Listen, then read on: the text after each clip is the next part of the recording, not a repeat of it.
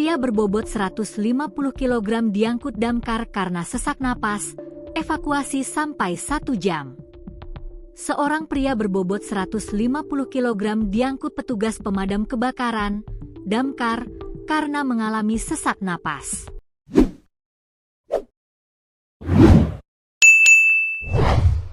Pria obesitas itu pun dievakuasi dari kamar kosnya yang terletak di Jalan Brawijaya Keduru 1, Kecamatan Wonokromo, Surabaya.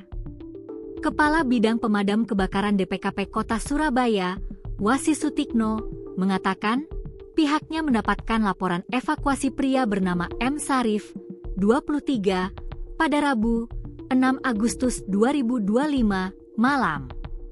Kondisi pasiennya sadar, namun sesak napas karena obesitas dan menderita hernia, kata Wasis ketika dikonfirmasi melalui pesan, Kamis, 7 Agustus 2025, dikutip dari Tribun Jabar. Wasis mengatakan, pihaknya sempat mengalami kesulitan karena kecilnya akses menuju indekos pria obesitas ini. Selain itu, petugas pun menggunakan oksigen untuk membantu pernapasannya. Untuk pasien obesitas yang berada di dalam kos dengan lantai 1, lebar jalan di gangnya kurang lebih 80 cm, katanya. Ia menyebut, anggotanya membantu korban berjalan keluar dari kosnya menggunakan kayu bambu. Akhirnya, petugas pun berhasil menaikkan korban ke ambulans setelah 1 jam. Selanjutnya, unit tim Rescue Rayon 4 Wiyung berhasil mengevakuasi pasien dan merujuknya ke Rumah Sakit Suwandi Surabaya, ujar dia. Sang ibu buka suara. Ibu M. Sarif, Turiah, 57, mengatakan beberapa bulan lalu sempat menimbang berat badan anaknya tersebut.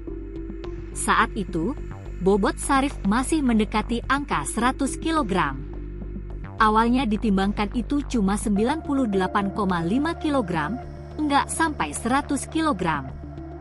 Kalau sekarang lebih, 150 kg, badannya besar amat, kata Turiah, ketika ditemui di kamar kosnya, Kamis, 6 Agustus 2025, dikutip dari kompas.com.